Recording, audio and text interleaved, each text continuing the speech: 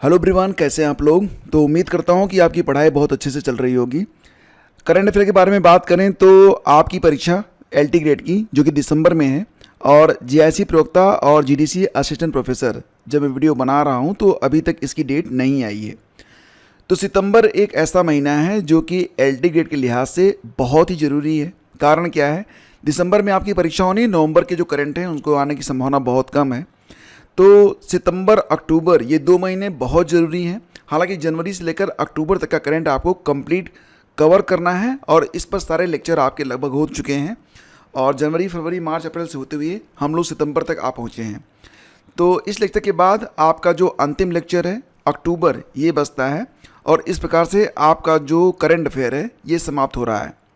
देखो दोस्तों, सारी पीडीएफ आपको एक साथ कंपाइल करके दी जा रही है, और अगर आप पीडीएफ चाहते हैं तो आप डिस्क्रिप्शन चेक कर लीजिएगा, आपको ऑप्शन मिल जाएगा।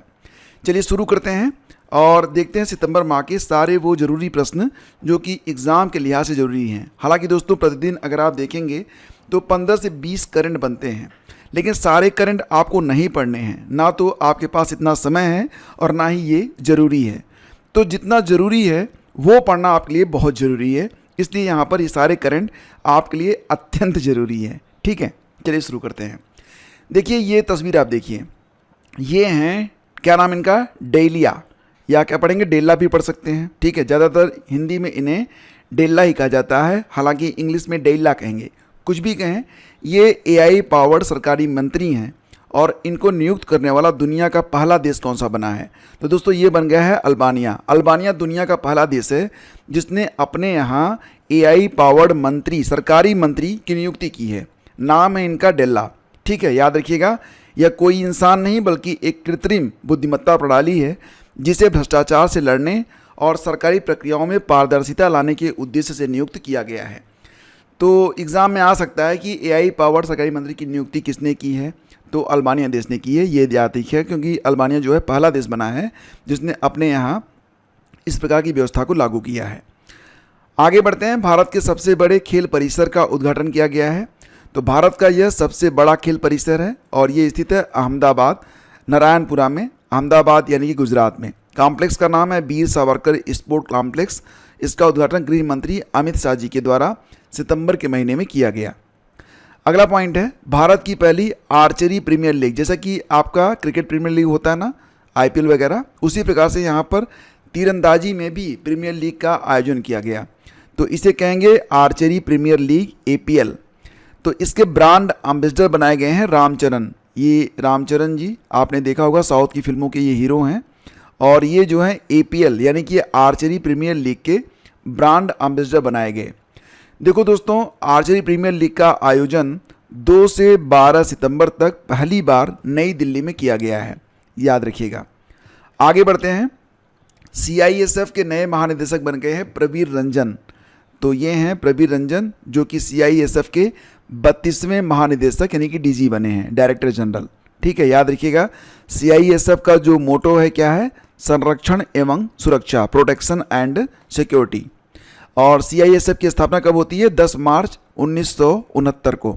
ठीक है, ये किताब देखिए इंपॉर्टेंट है। क्या किताब है, सोनिया एंड सनी, बस इतना याद रखना। और इस किताब को लिखा गया है किरण देसाई के द्वारा। बुकर प्राइज के लिए ये किताब शॉर्टलिस्ट हुई है। किताब का नाम है the loneliness of Sonia and Sunny. ठीक है, लेखिका हैं किरण देसाई। आगे बढ़ते हैं। लीप प्रोग्राम किस राज्य के द्वारा लॉन्च किया गया है। लीप प्रोग्राम दोस्तों लॉन्च किया गया है कर्नाटक के द्वारा। लीप जैसा कि आप जानते हैं LEAP, इसका फुल फॉर्म होगा local economy accelerator programme. Leap यानी कि local economy accelerator programme. Bengaluru के बाहर और भी टेक क्लस्टर बनाने के लिए ये प्रोग्राम स्टार्ट किया गया है। इसका बजट लगभग 1000 करोड़ रुपए तय किया गया है, और ये लीप प्रोग्राम कर्नाटक ने तय किया है, ये आप जरूर याद रखिएगा। हॉकी एशिया कप 2025, याद रखिएगा, हॉकी एशिया कप 2025 आयोजन कहाँ पर हुआ, बिहार में हुआ, राजगीर में। इसका विजेता बना है भारत। भारत ने किसे हराया था, दक्षिण कोरिया को। ठीक है, कोरिया जब भी आए तो दक्षिण कोरिया ही रहेगा, उत्तर कोरिया तो बहुत कम ही आता जाता है किसी के यहाँ। ठीक है, इज्जत उसकी हाई है, किम जोंग उन। ठीक है, नेक्स्ट है आपका, भारत द्वारा ऑस्कर 2026 के लिए भेजी गई फिल्म कौन सी है। तो दोस्तों ये फिल्म है होम बाउंड, इसके डायरेक्टर कौन है? नीरज। ठीक, अगला है हियो हाइड्रो इलेक्ट्रिक प्रोजेक्ट किस राज्य में लॉन्च किया गया है? हियो जल विद्युत परियोजना दोस्तों इसे लॉन्च किया गया है अरुणाचल प्रदेश में। प्रधानमंत्री मोदी जी की अध्यक्षता में आर्थिक मामलों की मंत्रिमंडलीय समिति ने अरुणाचल प्रदेश के सी योमी जिले में हीओ जल विद्युत परियोजना HEP मतलब हियो हाइड्रो इलेक्ट्रिक प्रोजेक्ट के निर्माण के लिए 1939 करोड़ रुपए के निवेश को मंजूरी दी है। परियोजना के पूरा होने का अनुमानित समय 50 महीने का है और 240 मेगावाट यानी कि 3 गुणे 80 मेगावाट की स्थापित क्षमता वाली यह परियोजना 1000 मिलियन यूनिट MU ऊर्जा का उत्पादन करेगी। विश्व की पहली mRNA आधारित कैंसर वैक्सीन जिसका नाम है इंटेरोमिक्स, ये जो वैक्सीन है ये कैंसर की वैक्सीन है और इसकी जो प्रणाली है वो mRNA आधारित है। इसको डेवलप किया गया है किस देश के द्वारा? तो दोस्तों इसे डेवलप किया गया है रूस के द्वारा, याद रखिएगा, इंपॉर्टेंट है। अगला है भारत के सबसे बड़े लिथियम आयन बैटरी संयंत्र का उद्घाटन कहाँ पर किया गया? तो ये भारत का सबसे बड़ा लिथियम आयन बैटरी संयंत्र है जिसका उद्घाटन किया गया है सोहना, हरियाणा में। इसका उद्घाटन हमारे रेलवे और IT मिनिस्टर अश्विनी वैष्णव जी के द्वारा किया गया है। वर्ल्ड टैलेंट रैंकिंग 2025 में भारत का स्थान, कुल 69 देशों पर यह रैंकिंग जारी की गई है। भारत इसमें 63वें स्थान पर है और ये रैंकिंग वर्ल्ड टैलेंट रैंकिंग जारी कौन करता है? तो IMD के द्वारा इसे जारी किया गया है। टॉप 3 में अगर बात करें तो स्विट्जरलैंड पहले स्थान पर आता है, दूसरे स्थान पर आता है आपका, दूसरे स्थान पर लग्जमबर्ग है और तीसरे स्थान पर आइसलैंड है। स्विट्जरलैंड, लग्जमबर्ग और आइसलैंड ये टॉप 3 कंट्रीज हैं वर्ल्ड टैलेंट रैंकिंग में जिसे IMD के द्वारा जारी किया गया है। भारत के 15वें उपराष्ट्रपति बन गए हैं दोस्तों कौन? CP राधाकृष्णन। CP राधाकृष्णन इनका पूरा नाम है चंद्रपुरम पोनुस्वामी राधाकृष्णन और इन्होंने विपक्ष के उम्मीदवार B सुदर्शन रेड्डी को 152 वोट से हराया। एग्ज़ाम में ये भी इम्पॉर्टेंट है, बहुत कम लोग ध्यान में रखते हैं कि जब जो 15वां उपचुनाव, हालांकि ये क्रम में देखा जाए तो 17वें होंगे, ठीक है, लेकिन व्यक्तिगत रूप से 15वें हैं। तो जब चुनाव हुआ था तो विपक्ष के उम्मीदवार कौन थे? बहुत कम लोग ध्यान रखते हैं इसका, तो ध्यान दीजिएगा, इनका नाम B सुदर्शन रेड्डी है। हालांकि ये हार गए थे और 152 वोट का डिफरेंस रहा। मतदान जो हुआ था ये 9 सितंबर 2025 को हुआ था। शपथ ग्रहण कार्यक्रम 12 सितंबर 2025 को करवाया गया। अब तक 17 बार उपराष्ट्रपति का चुनाव हो चुका है। ध्यान दीजिएगा, सर्वपल्ली राधाकृष्णन और हामिद अंसारी 2-2 बार चुने गए थे, ठीक है। अब ध्यान देना, यहाँ पर राधाकृष्णन टाइटल के ये दूसरे लोग हैं, इसके पहले सर्वपल्ली राधाकृष्णन थे, अब आ गए CP राधाकृष्णन, ठीक है।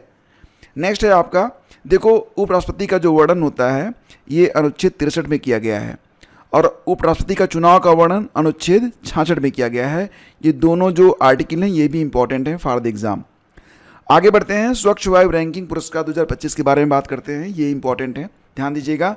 इसको राष्ट्रीय स्वच्छ वायु कार्यक्रम National Clean Air Programme NCAP के तहत जारी किया गया है।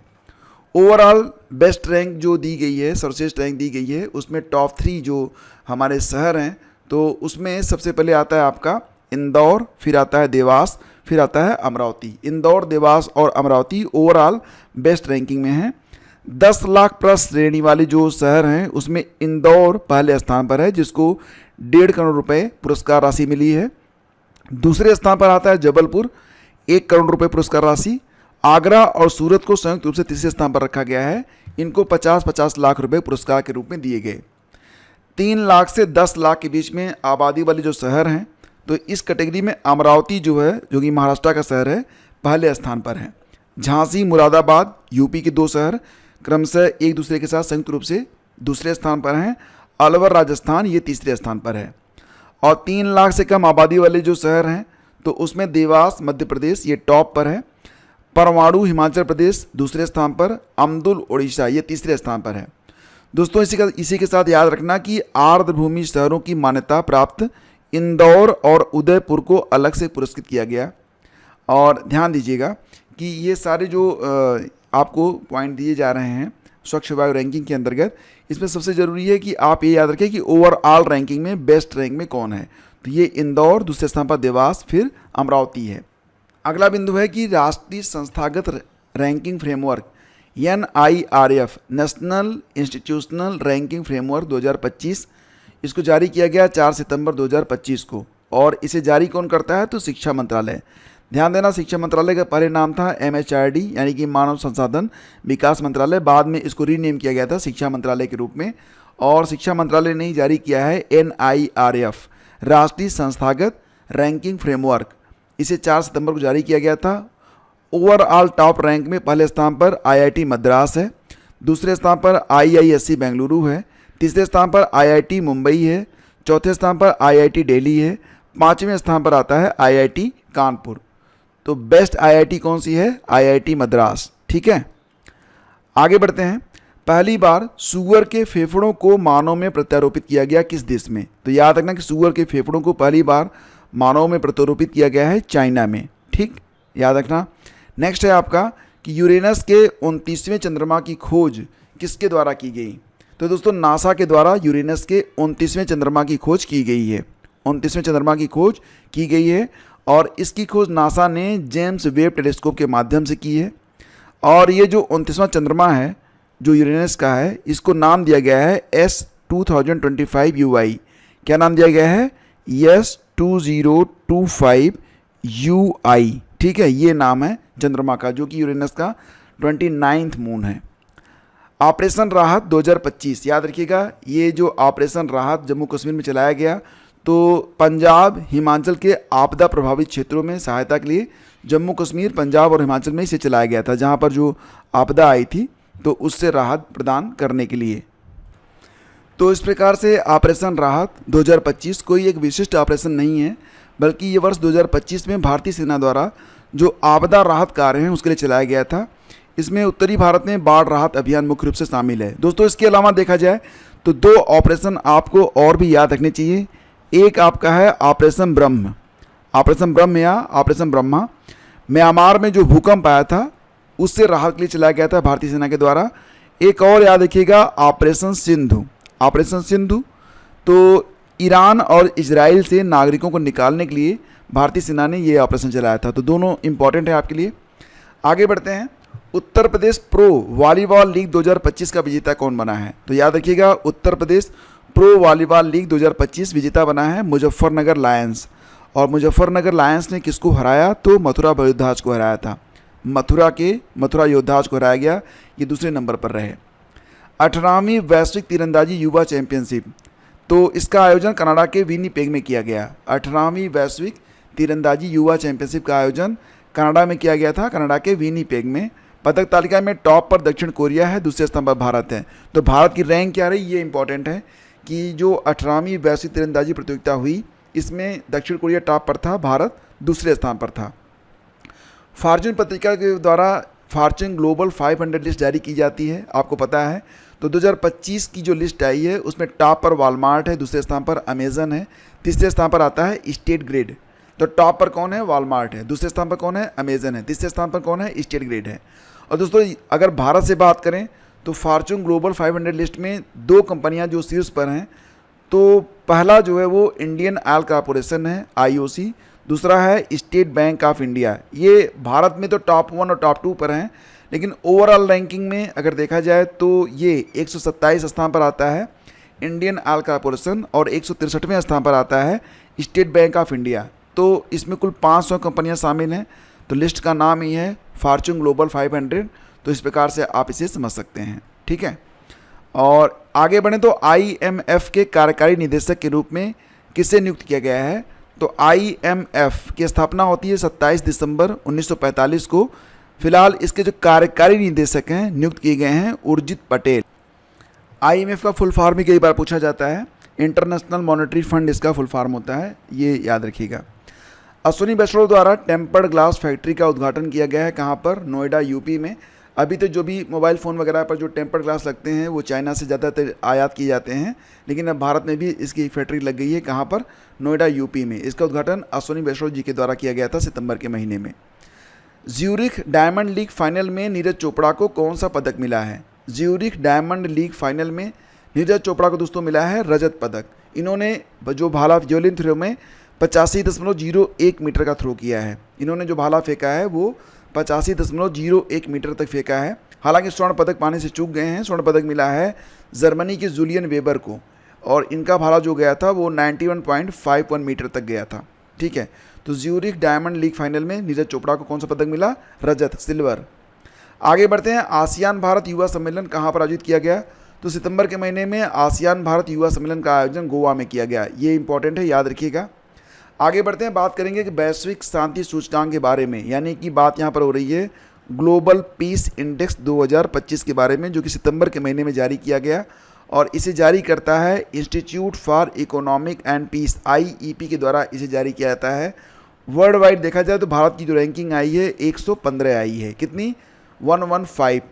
सबसे शांत देश माना गया है आइसलैंड। आइस माने बर्फ़, लैंड माने ज़मीन, बर्फ़ की ज़मीन है, सब कुछ शांत, सफ़ेद और शांत। ठीक, इस प्रकार से याद रखना। दूसरे स्थान पर है आपका आयरलैंड। तीसरे स्थान पर आता है न्यूजीलैंड। ठीक है, और अंतिम स्थान में दिया गया है 163 देशों पर ये रैंक जारी हुई है। तो 163वां स्थान दिया गया है रूस को, और इसके पहले का जो स्थान दिया गया है यूक्रेन को। यूक्रेन और रूस दोनों लगभग साथ साथ ही चल रहे हैं। आगे बढ़ते हैं, बात करते हैं मैत्री अभ्यास का 14वां संस्करण 2025। तो मैत्री एक सैन्य अभ्यास है दोस्तों। इसे कौन कौन करते हैं आयोजित? भारत और थाईलैंड के बीच में इसका आयोजन होता है, और 2025 में मैत्री का यह 14वां संस्करण था। इसका आयोजन मेघालय में किया गया था, मेघालय के उमरोई में। ठीक है, 1 से 14 सितंबर 2025 तक। तो आजकल ना ये नहीं पूछ रहे हैं कि मैत्री अभ्यास भारत किस देश के साथ करता है, वो ये ऐसे पूछते हैं कि मैत्री नामक अभ्यास भारत और थाईलैंड ने किस स्थान पर किया। ठीक है, तो याद रखना कि ये इस बार भारत में ही हुआ था, मेघालय के उमरोई में। ठीक है, और एंड्रयू होलनेस का नाम याद रखना। एंड्रयू होलनेस ये तीसरी बार जमैका के प्रधानमंत्री बने हैं, एंड्रयू होलनेस। अगला पॉइंट है, चौथा पूर्ण साक्षर राज्य कौन सा बना है? दोस्तों, जहाँ पर साक्षरता दर 95% से ज़्यादा हो जाती है तो उसे जो है पूर्ण साक्षर राज्य माना जाता है। और यहाँ पर साक्षरता का मतलब इससे है कि जो गणितीय, जैसे कि 1 2 3 4 5 100 तक आ जाए, और जो चीज़ें सामान्य रूप से बैनर पोस्टर पर लिखी रहती हैं, जो लोग उसे पढ़ लिख सकें, तो उन्हें साक्षर माना जाता है। तो चौथा पूर्ण साक्षर राज्य बन गया है हिमाचल प्रदेश। तो पहला बना था लद्दाख, जो कि एक यूनियन टेरिटरी है, केंद्र शासित प्रदेश है। ठीक है, तो लद्दाख ये यूटी है, लेकिन ये पहला है। तो स्टेट वाइज देखा जाए तो राज्यों में पहला बना है मिजोरम, दूसरा गोवा, तीसरा त्रिपुरा है, चौथा हिमाचल प्रदेश है। तो ये 4 राज्य हो गए और एक यूटी हो गया। हालांकि ऑल ओवर जो स्टेट और यूटी हैं मिलाकर 5 राज्य हो गए हैं, जो कि पूर्ण रूप से साक्षर राज्य माने जा रहे हैं। ठीक है, आगे बढ़ते हैं, बात करते हैं राष्ट्रीय पोषण सप्ताह 2025 के बारे में। तो यह सप्ताह मनाया गया 1 से 7 सितंबर तक, राष्ट्रीय पोषण सप्ताह के रूप में मनाया गया। इसकी एक थीम लगाई गई, eat right for a better life, अच्छी ज़िंदगी के लिए अच्छा खाओ, ठीक खाओ। ठीक है, मतलब ऐसा उल्टा सीधा मत खाओ। राष्ट्रीय शिक्षक दिवस ये प्रतिवर्ष होता है 5 सितंबर को। आपको याद ही होगा कि पहली बार इसे 1962 में मनाया गया था। ठीक है, इस बार की थीम है inspiring the next generation of learners, inspiring the next generation of learners. अंतर्राष्ट्रीय साक्षरता दिवस, अंतर्राष्ट्रीय साक्षरता दिवस दोस्तों ये प्रतिवर्ष होता है 8 सितंबर को। पहली बार इसे 1967 में मनाया गया था। थीम है promoting literacy in the digital era, promoting literacy in the digital era, ये थीम है अंतर्राष्ट्रीय साक्षरता दिवस की, जो कि 8 सितंबर को मनाया गया। हालांकि देखा जाए तो पूरे महीने भर हर दिन खास ही रहता है, लेकिन कुछ दिवस ऐसे हैं जो कि एग्ज़ाम के लिहाज से ज़रूरी हैं। इसी प्रकार से हिमालय दिवस मनाया गया 9 सितंबर को। 8वां राष्ट्रीय पोषण माह 2025 मनाया गया 17 सितंबर से लेकर 16 अक्टूबर तक, और इसकी शुरुआत धार मध्य प्रदेश में प्रधानमंत्री मोदी जी के द्वारा की गई। इस अवसर पर उन्होंने स्वस्थ नारी सशक्त परिवार अभियान की भी शुरुआत की। और राष्ट्रीय हिंदी दिवस आपको पता ही है, अंतर्राष्ट्रीय हिंदी दिवस ये होता है 10 जनवरी को, और राष्ट्रीय हिंदी दिवस कब होता है? 14 सितंबर को। पहली बार इसे 1953 में मनाया गया था। ध्यान दीजिएगा, इसकी शुरुआत हुई थी 14 सितंबर 1949 को, जब भारत की संविधान सभा ने देवनागरी लिपि में हिंदी को देश की राजभाषा के रूप में स्वीकार किया था। इसके बाद 14 सितंबर 1953 को इसे राष्ट्रीय हिंदी दिवस के रूप में आधिकारिक रूप से मनाने की शुरुआत की गई। 5वां अखिल भारतीय राजभाषा सम्मेलन कहाँ पर किया गया? तो इसका आयोजन गुजरात के गांधीनगर में किया गया था। इसी अवसर पर याद रखिएगा। आगे बढ़ते हैं। राष्ट्रीय इंजीनियर्स दिवस, राष्ट्रीय अभियंता दिवस, इंजीनियर माने अभियंता, तो ये मनाया जाता है 15 सितंबर को। ये जयंती होती है एम विश्वेश्वरैया की, ठीक है, जो कि एक जाने माने इंजीनियर थे। अंतर्राष्ट्रीय लोकतंत्र दिवस दोस्तों ये भी होता है आपका 15 सितंबर को ही। और 31वां विश्व ओजोन दिवस, आपको पता है ना कि ओजोन दिवस ये 16 सितंबर को होता है प्रतिवर्ष, और 2025 में इसका 31वां एडिशन था, जिसकी थीम लगाई गई from science to global action, ठीक है ना। आगे बढ़ते हैं। अंतर्राष्ट्रीय शांति दिवस, तो दोस्तों ये मनाया जाता है प्रतिवर्ष 21 सितंबर को। क्या मनाते हैं? अंतर्राष्ट्रीय शांति दिवस। कब मनाते हैं? 21 सितंबर को। इस वर्ष की थीम है 2025 की act now for a peaceful world. तो 21 सितंबर को क्या मनाया जाता है? अंतर्राष्ट्रीय शांति दिवस। थीम है act now for a peaceful world. विश्व अल्जाइमर दिवस ये भी होता है 21 सितंबर को ही, ठीक है। तो शांति और अल्जाइमर, अल्जाइमर एक ऐसी बीमारी दोस्तों, इसमें इंसान अपना नाम तक भूल जाता है अगर ये बीमारी प्रचंड स्तर पर पहुंच जाए, और मतलब इसे भी मनाते हैं 21 सितंबर को ही। दोनों को ही आप रेट कर सकते हैं। अगर कोई सब कुछ भूल जाए तो क्या हो जाएगा? शांति छा जाएगी। इसलिए अंतर्राष्ट्रीय शांति दिवस और अल्जाइमर दिवस एक ही दिन मना लिए जाते हैं। मतलब आप रिलेट कर सकते हैं। Ask about dementia, ask about Alzheimer's, ये थीम है विश्व अल्जाइमर दिवस 21 सितंबर की। अगले दिन 21 सितंबर के जस्ट अगले दिन 22 सितंबर को क्या मनाते हैं? विश्व गैंडा दिवस मनाते हैं। और उसके जस्ट अगले दिन मनाते हैं आयुर्वेद दिवस। हालांकि दोस्तों अभी तक जो आयुर्वेद दिवस था इसे धनतेरस के दिन मनाते थे, लेकिन इस बार 2025 में ये दिवस फिक्स कर दिया गया है। अब प्रतिवर्ष 23 सितंबर को ही मनाया जाएगा आयुर्वेद दिवस। तो अब तक इसे 9 बार मनाया गया था, 2025 में इसे 10वीं बार मनाया गया। तो 10वां आयुर्वेद दिवस से इसकी डेट फिक्स हो गई है 23 सितंबर, ठीक है। और 25 सितंबर को क्या मनाते हैं? तो 25 सितंबर को मनाते हैं विश्व समुद्री दिवस। पहली बार इसे 1978 में मनाया गया था। 2025 में इसकी थीम है our ocean, our obligation, our opportunity, ठीक है। और इसी प्रकार से 25 सितंबर को ही क्या मनाएंगे? विश्व फार्मासिस्ट दिवस मनाते हैं। और 27 सितंबर को मनाते हैं विश्व पर्यटन दिवस, ठीक है। धीरे धीरे सितंबर बीत रहा होता है तो घूमने का मन करने लगता है, तो मना लेते हैं पर्यटन दिवस। कब मनाते हैं? 27 सितंबर को। इस वर्ष की थीम है टूरिज्म एंड सस्टेनेबल ट्रांसफॉर्मेशन। और देखो दोस्तों, जब आप घूमने निकलेंगे तो कुत्ता वगैरह काट सकता है, तो क्या हो जाएगा आपको? रेबीज़। तो 27 को घूमने निकले, 28 को कुत्ता काट लिया और क्या हो गया? रेबीज़ हो गया। ऐसे याद रखो, ठीक है। मैं याद रखने बता रहा हूँ ऐसा, ताकि आपके दिमाग, हमारा दिमाग ना स्टोरी को याद रखता है, फैक्ट को भुला देता है। तो मैं आपको एक थोड़ी सी स्टोरी में इसे डेवलप कर देता हूँ। तो विश्व रेबीज़ दिवस मतलब 27 सितंबर को आप गए घूमने, पर्यटन मनाने गए, 28 को काट लिया कुत्ता, विश्व रेबीज़ दिवस हो गया 28 सितंबर को, ठीक है। तो इस प्रकार से आप दिवस को रिलेट करके याद कर रख सकते हैं। अगला देखिए, अब यहाँ पर देखिए जो ग्रैंड स्लैम होते हैं, आपको पता ही होगा ग्रैंड स्लैम को मेजर्स भी कहा जाता है। और पूरे साल में 4 ग्रैंड स्लैम होते हैं। कौन कौन से? ऑस्ट्रेलियन ओपन होता है, फिर उसके बाद कौन सा होता है? फ्रेंच ओपन होता है, फिर विंबलडन होता है, लास्ट में होता है आपका यूएस ओपन, ठीक है। तो इस प्रकार से देखेंगे। तो बात हम करेंगे, देखो ये जो महीना था सितंबर का, यूएस ओपन खेला गया। मतलब इसके पहले जो ऑस्ट्रेलियन, फ्रेंच और विंबलडन थे वो खेले जा चुके थे। तो यूएस ओपन के बारे में पहले देख लेते हैं। चलो मैं आपको शुरू से बताता हूँ, ठीक है। देखो सबसे पहले क्या होता है? ऑस्ट्रेलियन ओपन होता है। अब ध्यान से देखना, आपको मजा आएगा। ऑस्ट्रेलियन ओपन 2025, इसमें पुरुष एकल विजेता कौन बने हैं? ज़ैनिक सिनर, इटली। इन्होंने हराया था किसको? जर्मनी के अलेक्जेंडर ज्वेरेव को, ठीक। महिला एकल विजेता बनी है मेडिसिन कीज, अमेरिका की, और इन्होंने हराया किसको? आरना सबालेंका को, जो कि बेलारूस की हैं। अब देखो आरना सबालेंका ना 2 बार हार रही हैं।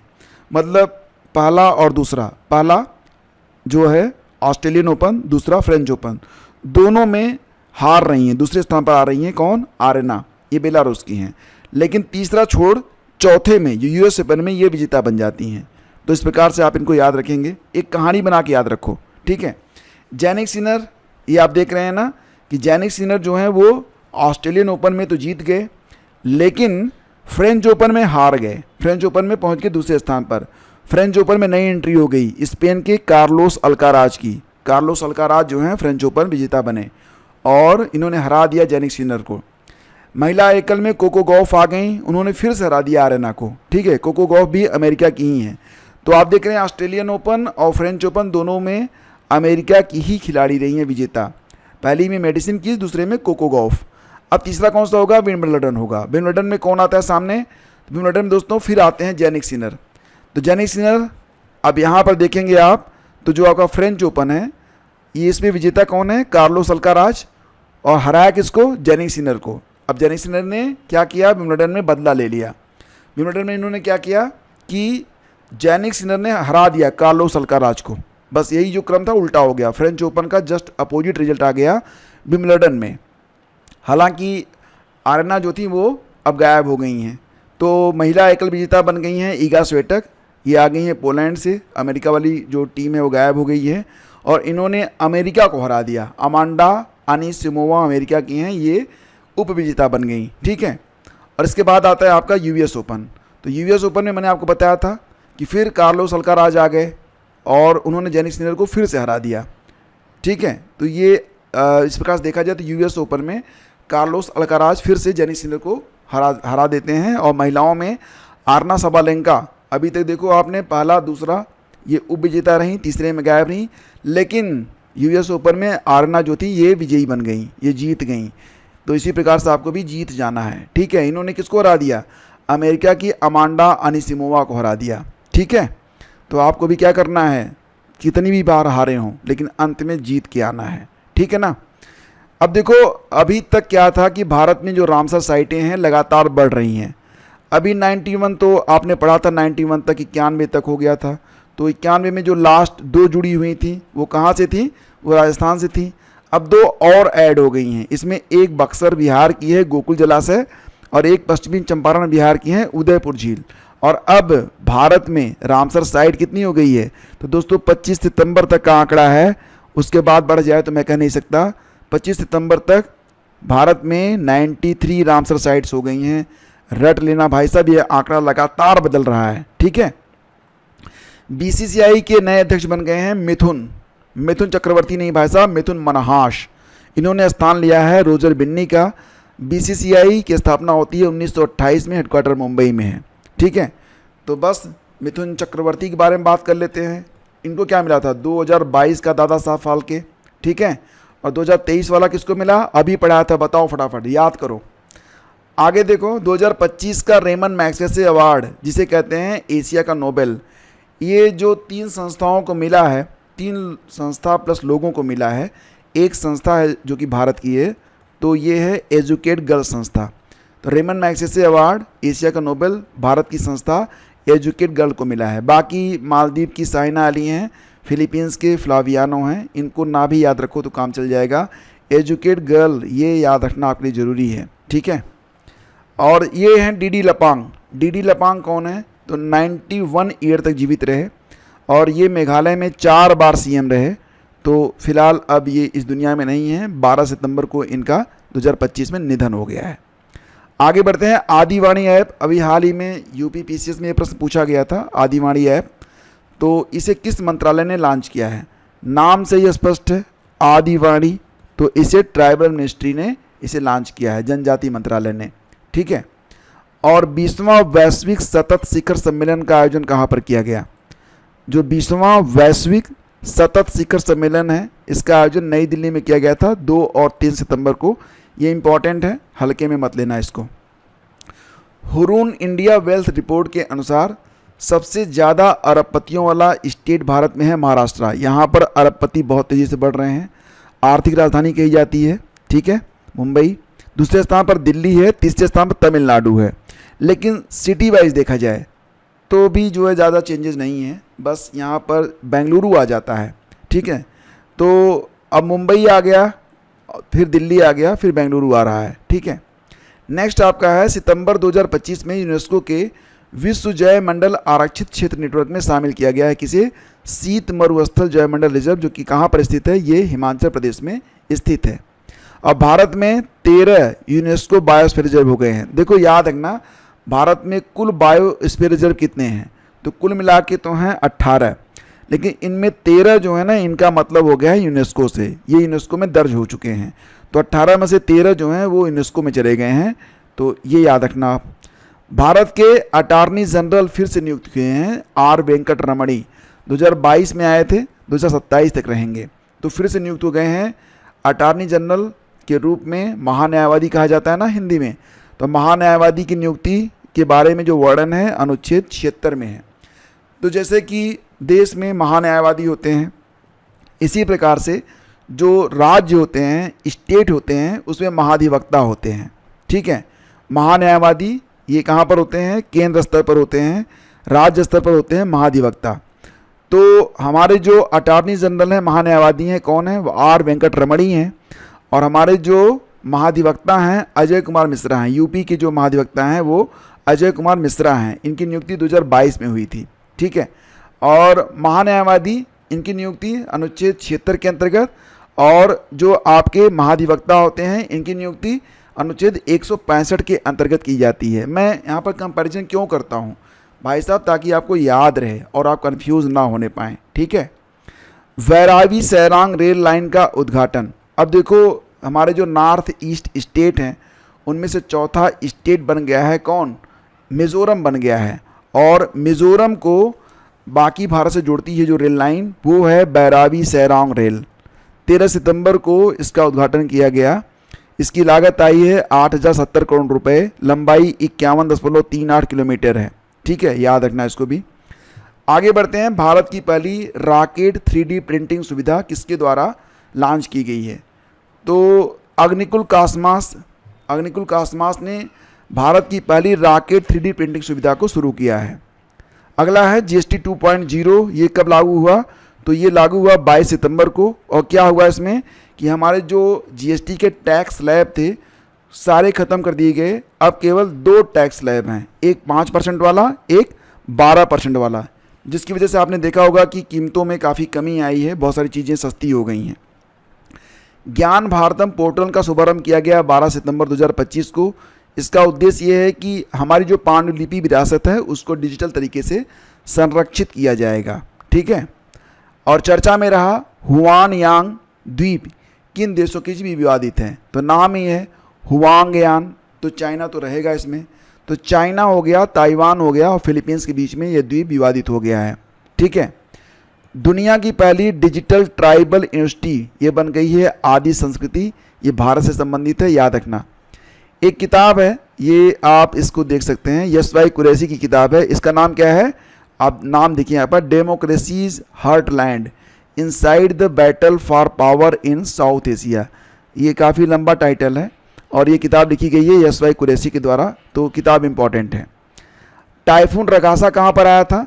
तो देखो दोस्तों, टाइफून रगासा ये सितंबर के महीने में आया था पश्चिमी प्रशांत महासागर में, और फिलीपींस, ताइवान और चीन और हांगकांग को इसने प्रभावित किया था। अभी हाल ही में एक तूफान और आया हुआ है, कौन सा? उत्तरी कैरेबियन क्षेत्र हैती में बाढ़ से 30 लोगों की जान चली गई, जमैका में 19 मौतें हुई हैं। फिलहाल ये तूफान अभी भी सक्रिय है जब मैं वीडियो बना रहा हूँ, मेलिसा नामक ये तूफान, और इसका जो उद्गम है वो अटलांटिक महासागर से माना जा रहा है। तो अटलांटिक तूफानों में श्रेणी 5 का ये तूफान है, यानी कि बहुत ही भीषण तूफान है जो कि इस समय चल रहा है। और अभी हाल ही में भारत में मोन्था भी आया था, मोन्था चक्रवात। तो मोन्था चक्रवात इसका उद्गम पश्चिमी मध्य बंगाल की खाड़ी रहा था। ठीक है, याद रखिएगा इसको भी। आगे बढ़ते हैं। वर्ल्ड एथलेटिक्स चैंपियनशिप 2025 का आयोजन कहाँ पर किया गया? वर्ल्ड एथलेटिक्स चैंपियनशिप 2025 का आयोजन दोस्तों टोक्यो जापान में किया गया। और इसमें जो रैंकिंग है, टॉप पर अमेरिका है, दूसरे स्थान पर केन्या है, तीसरे स्थान पर है कनाडा। इंडिया को इसमें कोई मेडल नहीं मिला। ठीक है, तो हमारे लिए इम्पोर्टेंट नहीं है कि है, आप बताना। 29वें महालेखाकार नियंत्रक कंट्रोलर जनरल ऑफ अकाउंट्स, यानी कि जो कंट्रोलर जनरल ऑफ अकाउंट्स हैं, ऑडिटर नहीं, अकाउंट्स। ठीक है, तो ये नियुक्त की गई हैं TCA कल्याणी। ये पद बना था 1975 में। भारत और अमेरिका के बीच एक सैन्य अभ्यास होता है, नाम है इसका युद्ध अभ्यास। तो युद्ध अभ्यास 2025 में इसका 21वां संस्करण था।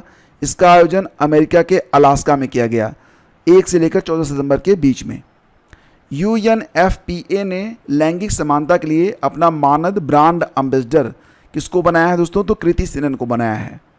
और भोगेश्वर बरुआ राष्ट्रीय खेल पुरस्कार यह किस स्टेट ने स्टार्ट किया है? तो असम का यह पुरस्कार है। और 2025 में भोगेश्वर बरुआ राष्ट्रीय खेल पुरस्कारों से किसे सम्मानित किया गया? तो मनु भाकर, सुनील छेत्री, बेडाबर भराली और लवलीना बोरगोहेन को। SCO संघाई सहयोग संगठन 2027 का आयोजन कहाँ पर होगा? तो दोस्तों 2027 का आयोजन किया जाएगा पाकिस्तान में। ये 2027 वाला जो संस्करण होगा 27वां होगा। तो इस प्रकार से इसको देखेंगे आप, तो 2025 वाला 25वां था, 26 वाला 26वां था, 27 वाला 27वां रहेगा।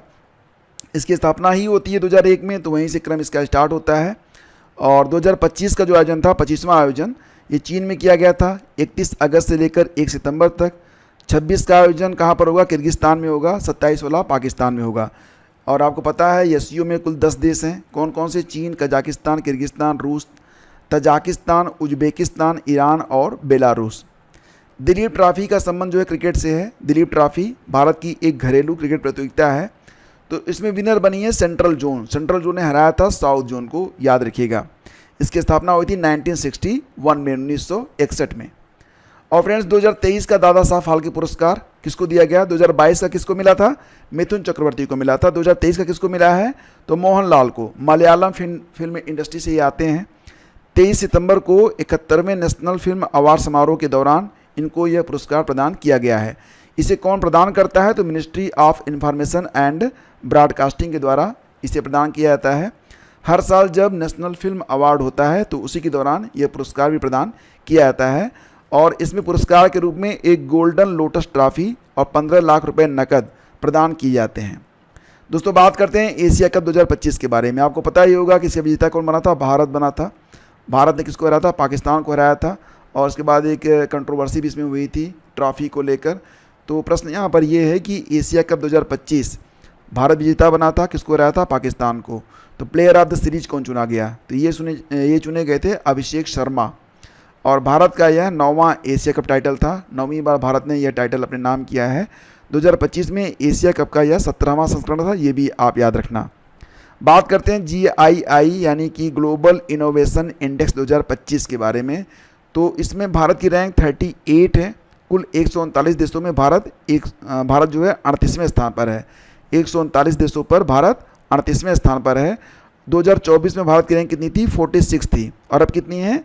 38 है। ठीक है। ग्लोबल इनोवेशन इंडेक्स हर साल वर्ल्ड इंटेलेक्चुअल प्रॉपर्टी ऑर्गेनाइजेशन के द्वारा, जिसको आप WIPO कहते हैं, के द्वारा इसे प्रकाशित किया जाता है। टॉप 3 कंट्रीज में पहले स्थान पर स्विट्जरलैंड है, दूसरे स्थान पर SW स्वीडन है, तीसरे स्थान पर अमेरिका है। बैलन डी ओर अवार्ड 2025 पुरुष वर्ग में विजेता कौन बने हैं? तो फ्रांस के उस्मान डेम्बले। इसका आयोजन 22 सितंबर को पेरिस फ्रांस में किया गया। और महिला वर्ग में यह खिताब दिया गया है एताना बोनमाटी को, जो कि स्पेन की हैं। ठीक है। हालांकि एताना बोनमाटी वाला इंपॉर्टेंट है क्योंकि बैलन डी ओर अवार्ड लगातार पिछले 3 सालों से जीत रही हैं। 23 वाला जीता, 24 वाला जीता, 25 वाला भी जीत लिया। किसने? एताना बोनमाटी ने। भारत की पहली रॉकेट 3D प्रिंटिंग सुविधा शुरू की गई अग्निकुल कास्मास के द्वारा। ये मैंने आपको भी पढ़ाया था, रिपीट हो रहा है, कोई बात नहीं। आगे है भारत का एकमात्र सक्रिय ज्वालामुखी बैरन आइलैंड में विस्फोट हुआ है। यह ज्वालामुखी स्थित है अंडमान निकोबार द्वीप समूह में। ये याद रखिएगा, बैरन द्वीप कहाँ पर है? अंडमान निकोबार में स्थित है। इसमें विस्फोट हुआ है। लद्दाख को 6ठी अनुसूची में जोड़ने के लिए विरोध किया जा रहा है। तो संविधान की जो 6ठी अनुसूची है, इसका संबंध किससे है? इसका संबंध गवर्नेंस इन ट्राइबल एरिया से है। आपको पता होगा कि जो 6ठी अनुसूची है उसमें 4 राज्य आते हैं, असम, मेघालय, त्रिपुरा और मिजोरम। तो इन चारों राज्यों में क्या होता है? ऑटोनॉमस डिस्ट्रिक्ट काउंसिल बनाई गई है, जो कि स्थानीय प्रशासन, टैक्स और भूमि से जुड़े संसाधनों पर फैसले लेती है। देखो दोस्तों, अगर आप इस लेक्चर की PDF चाहते हैं तो आप हमारे पेड ग्रुप से जुड़ सकते हैं। पेड ग्रुप का लिंक डिस्क्रिप्शन में दिया गया है। 400 रुपये इसकी फ़ीस है। LT ग्रेड, JSC प्रवक्ता और GDC असिस्टेंट प्रोफेसर के लिए एक ही ग्रुप चलाया जा रहा है और इसकी वैधता जो है आपके एग्ज़ाम तक रहेगी। तो अधिक जानकारी के लिए आप लोग हमें मैसेज कर सकते हैं। और मैसेज कहाँ पर करेंगे? तो केवल WhatsApp पर मैसेज कीजिएगा। नंबर नोट कर सकते हैं, मैं आपको नंबर बता देता हूँ। नंबर है 9452252260। इस पर आप हमें WhatsApp कीजिएगा। लिखिएगा PAID पेड अपने एग्ज़ाम का नाम LT जो भी हो, GIC या फिर GTC, और व्हाट्सअप कर दीजिए। कॉल मत कीजिएगा, कॉल रिसीव करने में बड़ी दिक्कत होती है। Thank you, have a great day, जय Hind. Please do like and share. PDF आपको पेड ग्रुप में भेज दी जाएगी।